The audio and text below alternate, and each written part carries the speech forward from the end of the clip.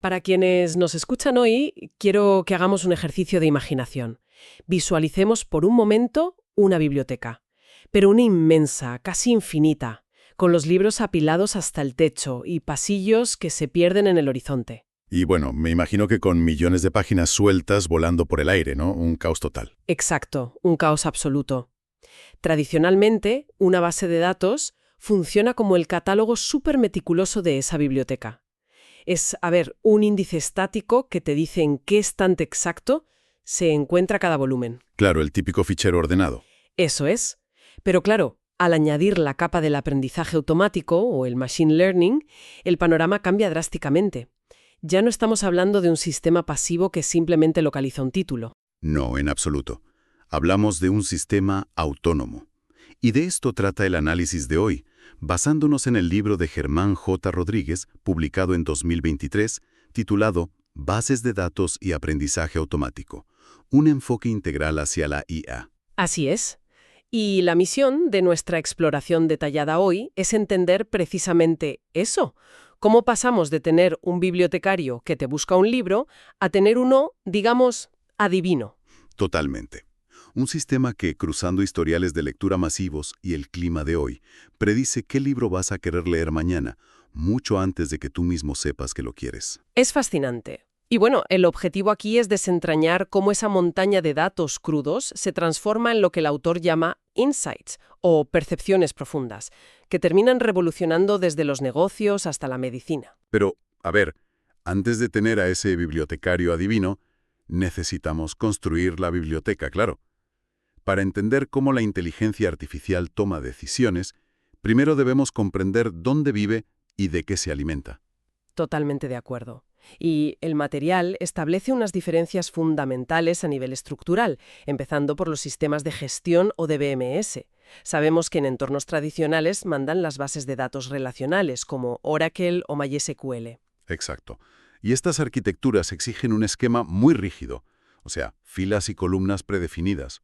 Por ejemplo, en una transacción bancaria, ese rigor es vital. Te garantiza que el dinero que sale de una cuenta entra en la otra sin errores, bloqueando la tabla microsegundos. Claro, ahí tiene todo el sentido. El problema surge cuando la IA necesita consumir flujos masivos de datos no estructurados. Imagina lecturas de sensores industriales, audios en tiempo real o registros de actividad web. Es que intentar forzar todo ese caos en un esquema rígido de columnas crea un cuello de botella informático casi inmediato. El sistema simplemente no da abasto. Vale, vamos a desgranar esto un poco. Porque para solucionar ese cuello de botella, el libro nos habla de saltar a las arquitecturas no SQL, que son mucho más flexibles, como MongoDB para documentos o Neo4j para grafos. Sí, al eliminar la obligación de definir la estructura antes de guardar la información, el sistema puede tragarse formatos totalmente dispares, a una velocidad altísima. Ya, pero aquí tengo que hacer de abogado del diablo. Si las bases de datos no SQL son tan flexibles y no hay estructura, ¿no es eso como tirar todos los documentos en un cajón desastre gigantesco frente al archivador superordenado de la base relacional?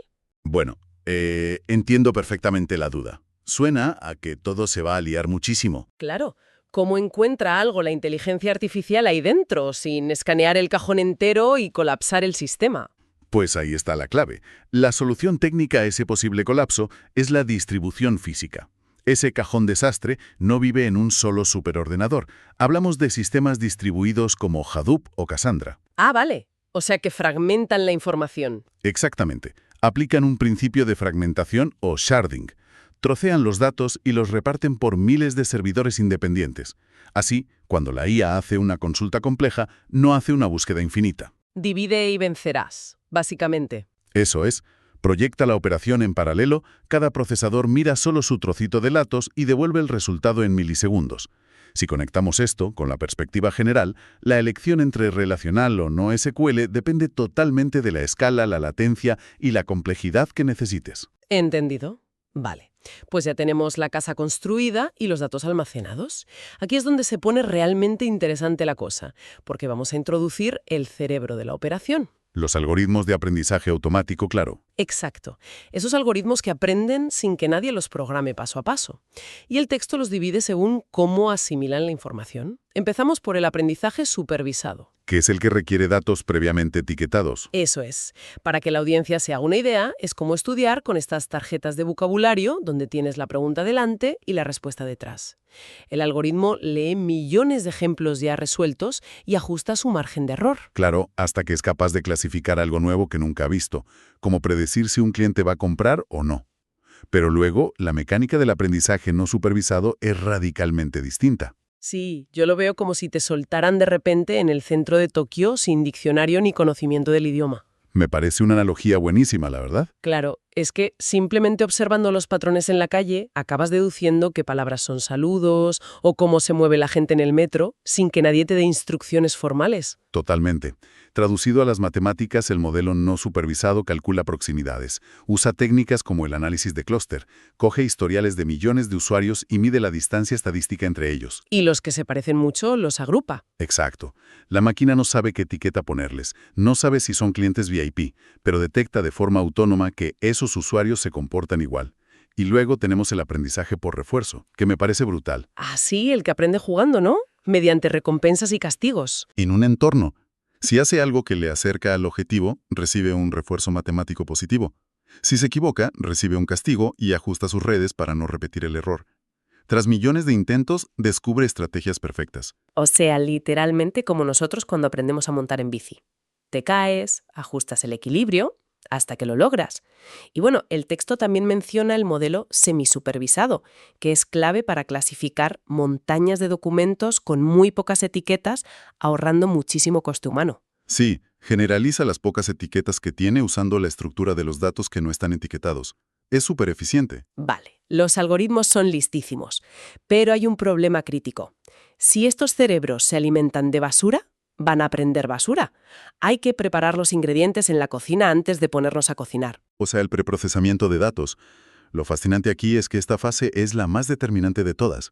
Si la base de datos tiene fechas en formatos distintos o valores nulos porque se cayó la red, el algoritmo aprenderá correlaciones falsas. Claro, hay que limpiar.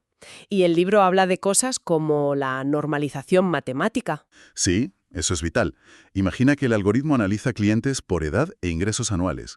Matemáticamente, un salario de, digamos, 40.000 euros aplastaría por completo el valor de una edad de 30 años. Claro, la máquina diría, el 40.000 es gigante, la edad no importa. Exacto. Por eso se estandarizan. Se comprimen ambos valores en una escala del 0 al 1, por ejemplo.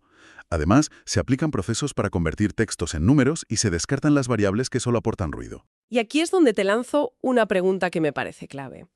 Al hacer esta limpieza, al eliminar lo que consideramos ruido o valores atípicos para estandarizar todo, ¿no corremos el riesgo de borrar precisamente la anomalía única que podría llevar al gran descubrimiento? Ojo, porque esa es la gran tensión operativa para los ingenieros. Tienen que trazar una línea muy fina entre ruido técnico y un valor atípico real. A ver, ponme un ejemplo. Pues ruido sería que un sensor marque 500 grados bajo cero por un cortocircuito. Eso lo borras.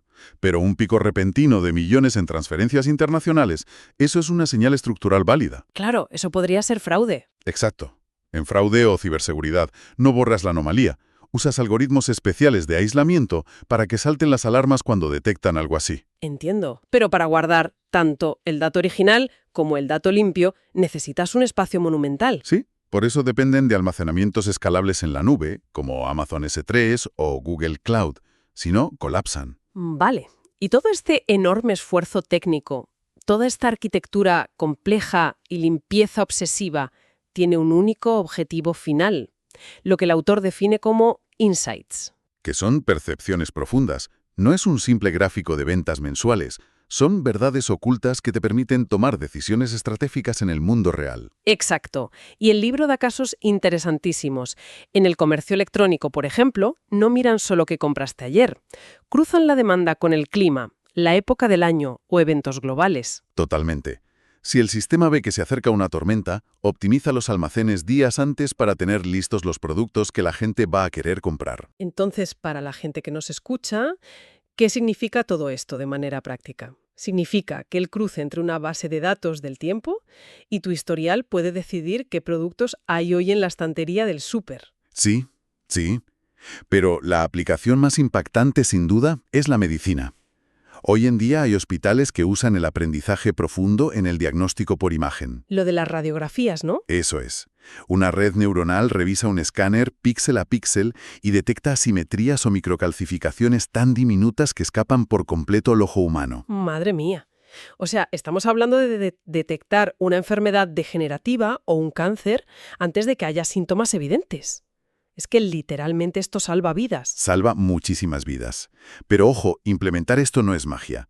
Requiere limpiar muy bien el dato y evaluar constantemente. Porque si el hospital compra un escáner nuevo con otro contraste, el algoritmo pierde precisión rápidamente. Claro, hay que estar reentrenando el modelo todo el tiempo. Y manejar todo ese volumen de datos nuevos a la velocidad de la luz trae consigo unos riesgos críticos que no podemos ignorar. Pasamos al lado oscuro, por así decirlo. El desafío del volumen y la velocidad. Imagina la telemetría de miles de coches autónomos enviando datos cada milisegundo. Una base tradicional se quedaría bloqueada. ¿Ya? ¿Y cómo solucionan esa avalancha sin que el servidor se caiga? Pues con tecnologías como Apache Kafka o Spark. Kafka es como un embudo gigante de mensajería intermedia. Recibe los eventos brutos y deja que la IA chupe esos datos en tránsito sin tener que guardarlos primero en el disco duro. O sea, los analiza sobre la marcha. Exacto. Y Spark hace el procesamiento masivo usando la memoria RAM, que es rapidísima, en lugar de estar leyendo y escribiendo en el disco constantemente. Vale, pero tener expedientes médicos o contraseñas volando por esas tuberías digitales todo el tiempo, el riesgo de seguridad me parece terrorífico. Y lo es. Por eso la seguridad aquí no puede ser solo una contraseña de entrada. Requiere cifrado absoluto en dos frentes. Primero, el cifrado en reposo, o sea, encriptar matemáticamente los discos magnéticos. Vale, cuando el dato está quieto. Eso es. Y segundo, el cifrado en tránsito. Toda esa información que viaja se encapsula en túneles seguros para evitar intercepciones. Y por supuesto, controles de acceso estrictos.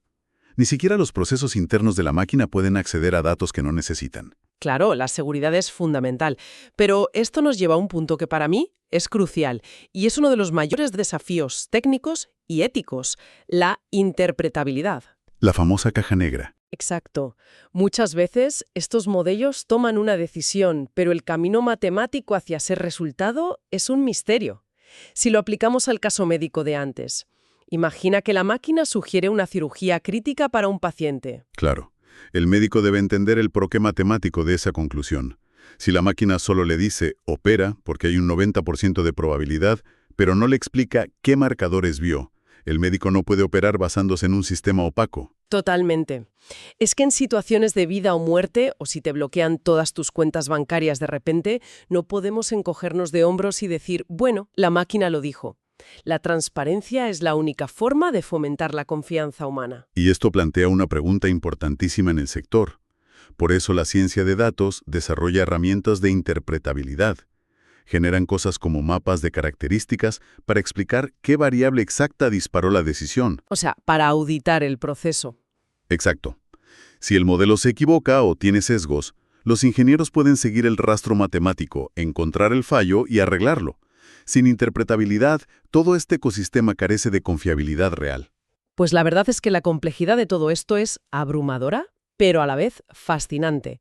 Si recapitulamos un poco nuestro viaje de hoy, hemos pasado de entender cómo se ordenan las bases de datos, ya sea en tablas o en esos nodos distribuidos súper rápidos, Hasta ver cómo los algoritmos limpian toda esa información para no aprender ruido estadístico claro. eso es, para extraer esos insights que son capaces de predecir desde nuestras compras semanales hasta enfermedades graves, enfrentando retos enormes de seguridad y transparencia. Tiende su voz. Sí, sí. Están siendo testigos de esta danza perfecta entre bases de datos ultra rápidas y modelos predictivos. Totalmente. Y para terminar, quiero dejar una última idea para la reflexión.